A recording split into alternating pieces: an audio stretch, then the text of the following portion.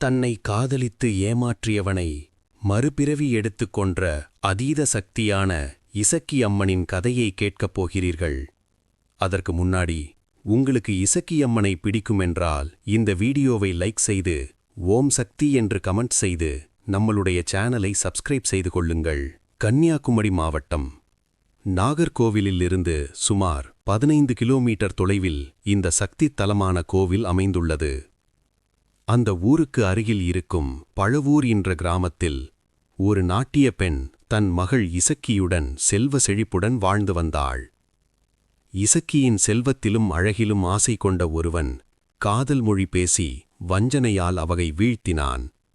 நகை பணத்துடன் காட்டிற்கு வரவழைத்து அனைத்தையும் பறித்துக் கொண்டு கல்லை தூக்கி அவள் தலையில் போட்டுக் கொன்றான்.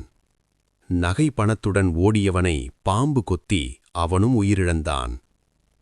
இறந்த நிலையிலேயே இசக்கி ஈசனிடம் மன்றாடினாள், வஞ்சனையால் என்னை கொன்றவனை நானே அழிக்க வேண்டும் என்று. ஈசனின் அருளால் இசக்கி தெய்வப் பிறவி ஆனாள். காட்டில் கள்ளிச்செடியை ஒடித்து குழந்தையாக்கி இடுப்பில் வைத்துக்கொண்டு ஊருக்குள் வந்தாள். நள்ளிரவில் இசக்கி விஸ்வரூபம் எடுத்தாள். தன்னை ஏமாற்றிக் கொன்றவனை தன் கையாலேயே பழிதீர்த்தாள்.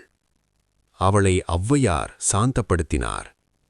ஈசன் தன் வீரசக்தியை இசக்கிக்கு அளித்து அமர வைத்த இடம்தான் முப்பந்தல்.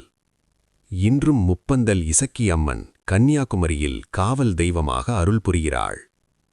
இந்த மாதிரி சக்தி தெய்வங்களின் அரிய கதைகளும் பழமையான கோவில் வரலாறுகளும் தொடர்ந்து தெரிந்து கொள்ள டேல்ஸ் ஆஃப் விபின் சேனலை சப்ஸ்கிரைப் செய்து கொள்ளுங்கள். ஓம் சக்தி.